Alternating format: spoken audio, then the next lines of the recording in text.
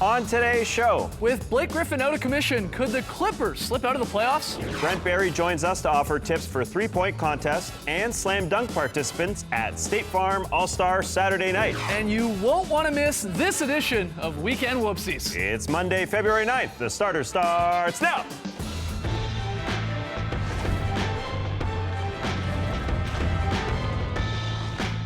Good day, sweet world, and welcome to the starters. Whether you're joining us live online, listening to the podcast, or catching us on NBA TV, we're very, very happy to have you. I'm J.E. Skeets, and alongside me, as always, is Tass Mellis. We are very happy. To my right, starters blog editor Trey Kirby. Ayo! Ayo! And finally, the international man of mystery, it's Lee Ellis. Friends. Lily. All right, Monday's show, that means we've got Brent Barry rolling through in the Bone Zone. We'll get to Weekend Whoopsies. But first, we're starting with the fill in the blank that we had some fun with before. As always, with this one, let us know on Twitter. Fill in the blank with us, hashtag the starters. First one, guys. We learned this weekend that All-Star forward Blake Griffin will undergo surgery today in LA to remove a staph infection. That always sounds gross. A staph infection in his right elbow. No timetable set for Griffin's return, but if all goes well, they're projecting about 4 to 6 weeks that Blake will be out. He will be reevaluated after the All-Star break. So fill in the blank, Tass. Without Blake Griffin, the Clippers' playoff chances are what? The Clippers' playoff chances rest solely on Chris Paul's shoulders. I think people forget how top-heavy this team is beyond Chris Paul and Blake Griffin. Most of the possessions go through Blake Griffin. I mean, that makes sense. Second is Jamal Crawford, who I don't think you can really expect to do more. He's going to be 35 next month. Then it's Chris Paul. Then it's J.J. Redick, who is also injured right now. Then there's a big drop-off to Spencer Hawes and Big Baby and guys like that. Transactions have made this team just so thin, and people forget what Blake Griffin is doing for this team. He has been fantastic. The assist numbers, I think we all sort of look over. Yes, we know he's becoming a great passer, but they're just not great when he's off the floor. He's contributing 5 assists per game. It's just fantastic. Now, I don't think it's quite dire quite yet. I mean, they sit 6th in the West. Well, we'll take a look at the standings. But at this point, Chris Paul is the guy who can do more because we know he sort of lays back and lets everybody else get going. This is kind of the part where he can prove people like me who said he's an overrated player wrong just by coming out and saying, hey, I'm still the best player on our team. Our offense is going to be fine because I'm Chris Paul. If he can do it, that's great. But if not, I'm a little dubious about their playoff chances. I would be a little bit concerned with Chris Paul taking on more of a workload because he's a guy who has broken down a little bit in the past as well. Offensively, I think they're going to be okay. They've got Barnes, they've got Spencer Hawes, they've got Jamal Crawford and DeAndre Jordan who they can score. Thing. Spencer Hawes led the team in shots yesterday. Yeah, I know. He started off well, okay. But it's defensively, I think they're just so flimsy, especially after DeAndre Jordan. They really don't have anyone who can sort of protect anything at the back. And the schedule for the Clippers, it's difficult. I mean, it is rough. 11 of their next 15 games The backup 5 are against teams that would be in the playoffs if the season ended today. Yeah. And a lot of those playoff teams, 10 of them would be against teams from the West. So they have, I mean, here's the truth. Even with Blake Griffin, this was a team that was struggling as of late. Racking up the wins, getting down by huge margins against teams, 30 points, like ridiculous.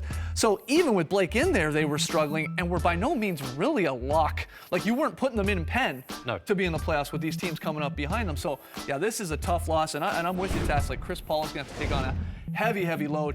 I think this has a heck of an impact on DeAndre Jordan too. Sure. Yeah.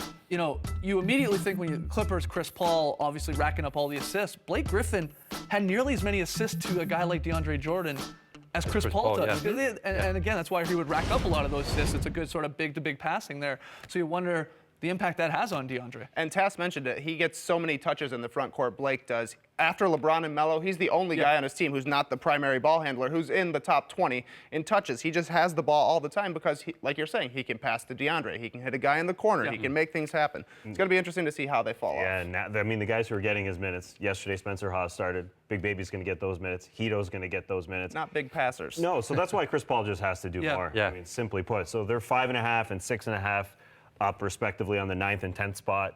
Those teams there, you know, the Pelicans who are coming hard. Very easy schedule for them The Thunder right now. who are coming hard. And you mentioned they haven't been playing well. A big part of that is J.J. Redick being out as well. He was out before that.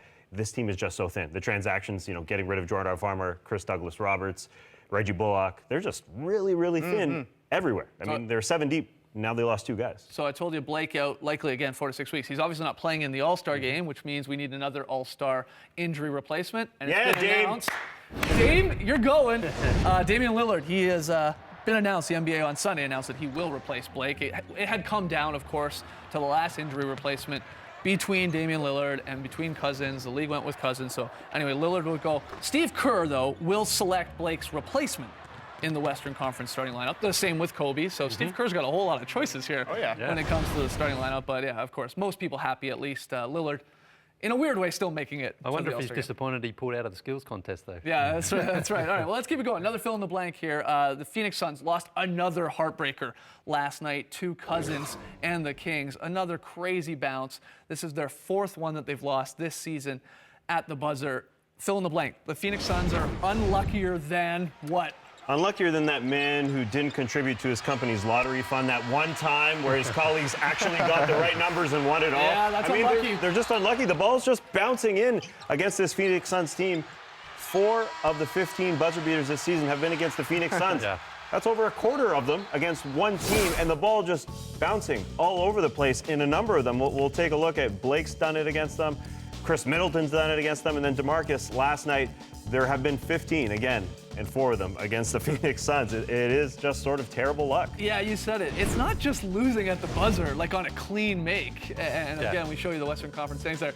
It's these ones that are like, hits the front of the rim, it goes up, it hits the glass high, comes down, hits the rim again. Like, you know, really, you said it. Middleton, Griffin, and now Cousins. That's 3 times. The bounces are definitely unlucky for them, but they also are running out a very small lineup. Like, this is an easy shot for Blake Griffin to get over a 6'5" guy. It's easy for James Harden to shoot over Isaiah Thomas. It's easy for Jeff Green to grab an offensive rebound when there are 3 point guards on the floor. About this. I mean, that's just that's easy about that's definitely a lucky bounce. But like you look at the Jeff Green game winner, there's 3 point guards on the floor. He's going to be able to grab that board. That's what happens when you have small guys up. You would live with Blake Griffin taking 3-pointers though to win. I mean, he's not a great 3-point shooter. That one was just a very but if you combine a small lineup on the defensive end and they play iso ball on the other end, you're going to have losses at the buzzer. I like what some of the guys have said. I know PJ Tucker quoted as saying, you know, you never do lose on one shot. No. You know, it's easy for us to go, oh man, that's unlucky. Yeah. What a crazy bounce. He's like, all of those things in the last couple minutes or throughout the entire game, the bad break, the bad turnover, whatever it is, like that's what accumulates. That's what you get the W or the loss from. Yeah. It's not just that one shot.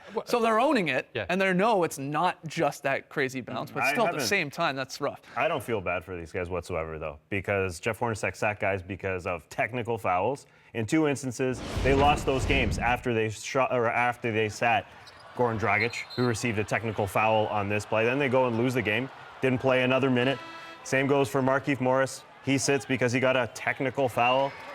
They go on a minus 21 run after that. So I don't feel bad for them whatsoever. I mean, I obviously love watching these guys play, but in the same situation, in the same breath, it's like, you're kind of asking for it. Yeah. I don't feel bad for them when you shoot 36%. You lose the game, too. I mean, they didn't have a great game. Shot under 20% from 3 as well. All right, final one here. Play along again. Fill in the blank. George Karl is a blank fit for the Sacramento Kings. There's been a lot of reports today, and we're keeping our eye on it as of recording, about the possibility of George Karl coaching the Kings. He's a good fit, but I'm not concerned about George Karl. George Karl is a very good coach. I'm more concerned about DeMarcus Cousins and his relationship with the Sacramento Kings front office.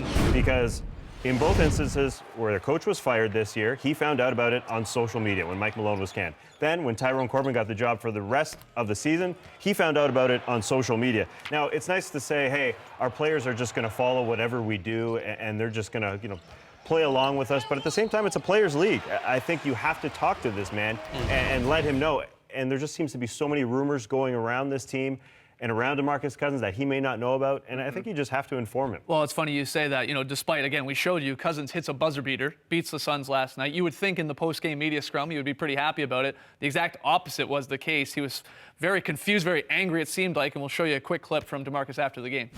No, I ain't pumped up. I just got a lot on my mind. And the crazy thing about it, I just got a question for y'all. How you gonna stop God's plan?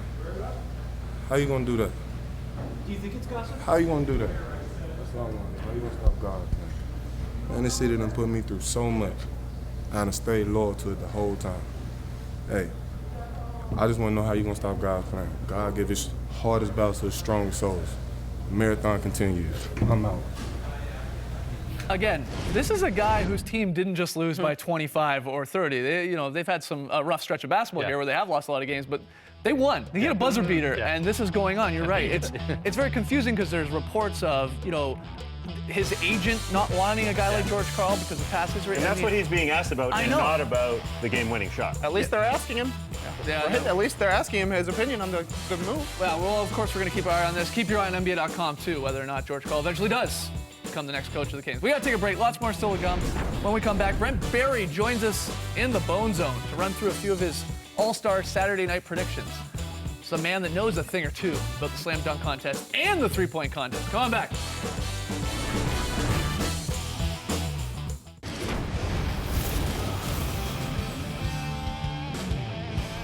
Welcome back to the Starters, joined by two-time NBA champ Brent Barry in the Bone Zone. Hi, guys. Pearl Jam shirt. Were you upset they didn't get a Grammy last night? I don't know if I was upset. I mean, was hoping for. They actually did win something. Jeff Amen, who does all of their labeling and packaging, graphic design. Yep. They won the Grammy for There you that. go. So Wow, nice. So I was wrong. and he does quite well. Way to go, Jeff. Good way to go, Jeff. Yeah, proud, exactly. Proud of him. Excited to have you on here today. We were talking about it. You're like the expert of All-Star Saturday night, the festivities. Well, you won the dunk contest. Somehow I've slid into a lot of those competitions for really no particular Right. reason. You've been in whatsoever. you've been in the three-point contest. three-point You've been in the contest. Shooting Stars. I was Shooting Stars 1 year in Dallas. Yeah. So you're the perfect guy to get some predictions for some of these. I don't think that has anything to do with. No, I'm pretty making sure it does. predictions. Oh, I'm you're pretty going to sure it does. predict it. All right. First one, let's start with the three-point contest. A lot of people are excited about this because of the field. We'll show you the 8 guys there Oh. in order So awesome. of how they're shooting. Yeah, I mean, again. Why wouldn't you be jacked up to see this? And yeah, there's going to be hopefully 2 or 3 guys. You always think about one guy catching fire, but potentially 3 or 4 of these guys Yeah. catching fire, going on streaks when the crowd is hollering out the score and there's the feeling in the building that somebody's about to do something special. That potential right there on your screen. So who do you like? I had to think pick Clay. one. I think Clay's going to win. All right. Obviously, you've got really the best field ever assembled for the shootout, in my opinion. And I just love the efficiency with which Clay shoots the ball. I think between him and Steph, there's just this healthy little competition that could happen, which would be great for the shootout and for the people in the stands. But I'm just throwing out Clay. Yeah. It could be any number of these guys, and I'm just throwing Clay out there. Is a guy like Steph at a disadvantage because he usually is shooting off the dribble, and here he's got to grab the ball off the rack? There's no disadvantage for Steph Curry to shoot anything at any time, whether it's a basketball or a crumpled up piece of paper, Right. a wastebasket. Yeah, no disadvantage at all for him. What about your take on something, again, because you've gone in this contest, that Kenny Smith said when they were announcing it, like Marco having the chance to either go first or go last and deciding to go last.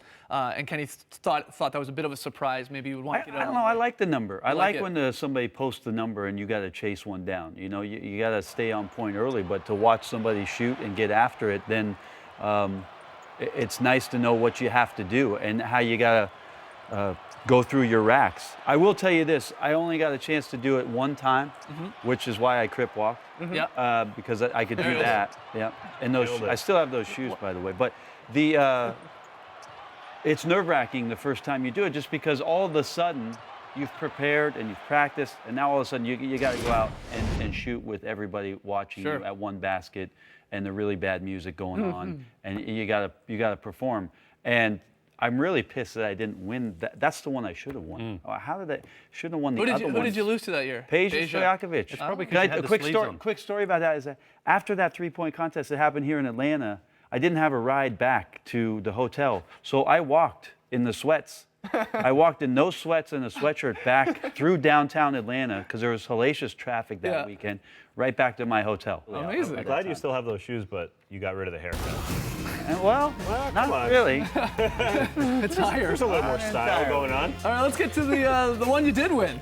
You won the slam dunk contest, '96. Here you see the 4 guys, the youngins, the Greek Freak, Oladipo, Plumlee, and Zach LaVine. Is there one guy in particular you like I'm in worried. this one? I'm worried that Oladipo might have some things in there to surprise us, Okay. especially at his size, because I don't know how much anticipation there is for him to win. So he could be Yeah. the guy to keep an eye on. Sure. I'm hear going that. with Zach. You're going I Zach. mean, I just think Zach has that Gerald Green type of bounce in him, where his head's up by the rim, and you're just yeah. in complete awe of the way that he can glide and sort of stay and hang in the air for a while. And so I think Zach's got a tremendous chance to go there and win. And I will tell you this, a lot of those guys, again, first-year guys, every one of those guys going there, young players, just go have some fun. Right. I mean, forget about anything and everything else that has to do with basketball and the All-Star weekend and the sneaker parties and the after parties and who's performing where and all that. And just go try and put on a show and enjoy the moment, because if you do that, it transcends to everybody else. Much like Friday when you guys Oh, yeah. will have Battle. your dunk contest. Oh, yeah. I just want you guys to have fun. Don't make it personal. Oh no, these guys are taking this very seriously, and yes, I'm glad you brought that up because it is the Man, this is it's definitely the exciting. most anticipated dunk contest. It's really the crowd reactions to each of the dunks Yeah. that gets Yeah, me. the people are going crazy in there. So, as most of you guys know, it will be Taco Trey Kirby versus E-Dog Lee Ellis once again this year in the rematch. Now, Lee got it done last year. He dunked on the 9-foot rim there at the end. And then he got up there like he was But Jordan. I took this personally, so I've been training, and I'm looking for, some tips from a winner. Wow. What do you think about these dunks? You think these are worth 10s, all of them, probably? Let me just tell you this, Trey. The slow motion is Over the really dog! He just dumped over a dog! Yeah. a moving dog. Yeah. The slow motion is really helping you. Yeah, That's all I'm saying. It looks majestic. Fantastic. Don't wear the bright fluorescent yellow sweatshirt. You don't think it helps? But you were wearing a sweatshirt. Well, it was cold. Oh, you were outside. I was outside. So there it is. And we'll have that on Friday's show.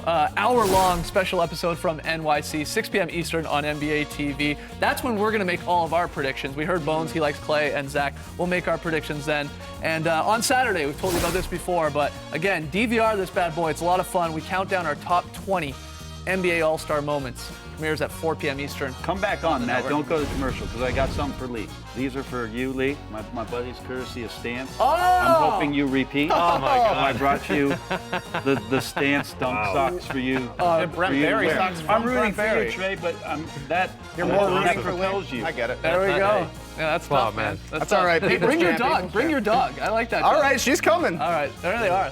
Great stuff. Bones, thanks as always. You guys have fun up there. For sure. We I know always those have guys love talking to you during the interviews on Friday and Saturday. Can't wait. When we return, we'll get into the meme team. It's a easy two-towel performance right there. Thank goodness that was light beer.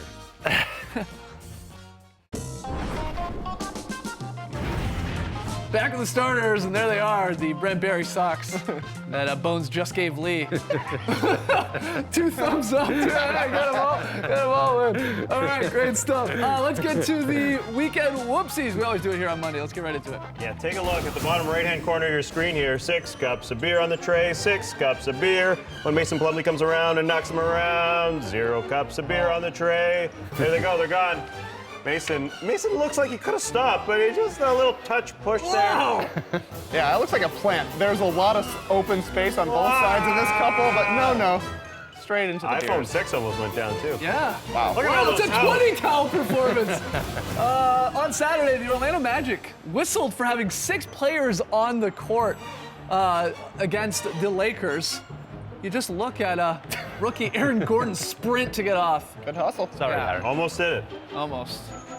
That's the new coaching plan, 6 on 5. We've heard the Kings try 4 on 5. Yeah, let's go 6 on 5. Here we got James Johnson led a big Raptors win over San Antonio with 20 points. Who cares? Jonas Valanciunas, a fantastic video bomb right there. Look, it looks like they're almost connected when Yeah, Jonas pops where up. he was carrying him in a backpack or something.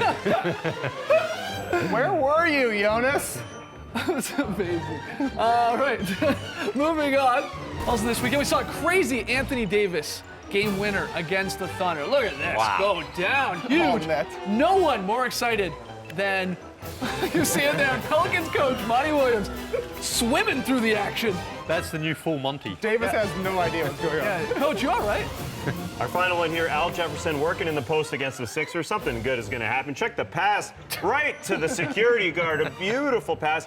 In the same form, sends it back. Great stuff. Al Jefferson over the shoulder. Just Perfect the pass. touch-up. Just over the hockey boards in Philadelphia. Fantastic stuff. And then the security guard doesn't skip a beat, just gets it right back to him. Here you go. I like this There guy you go. saying he could have caught it. Oh man, I could have had it. It's right there.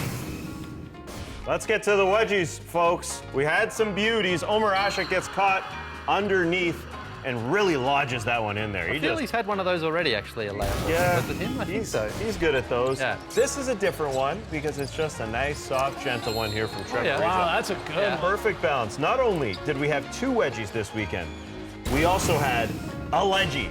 early third quarter. Hawks visiting the Grizzlies on Sunday. Cal Korver has to get that one that's just perched upon the top of the backboard. That's what we call a ledgie.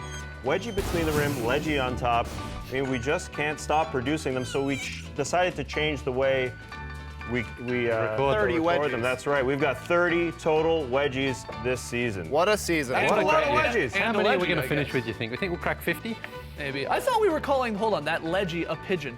Nah. No? It's branding purposes. branding, Wedgie, okay. ledgie, makes sense. Very smart. All right, get the fantasy unicorn out here. It's time for the pickups of the week presented by the General Insurance.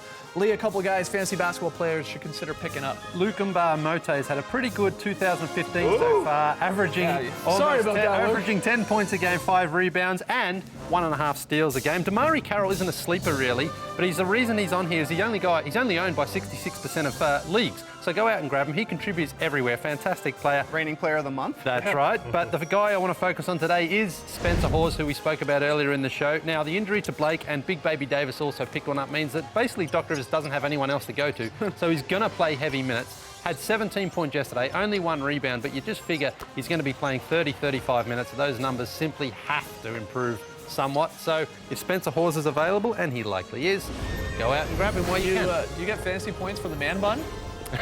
You have to ask Trey for that. He's the man. I finished 8th last year. It doesn't help at all. The Olivia Munn. Yeah. All right. We got to take a break. When we return, Friday nights, pick and payoff results, and a very, very solid play happened early in the game. Super on solid. Sunday. A super solid. Change the graphic.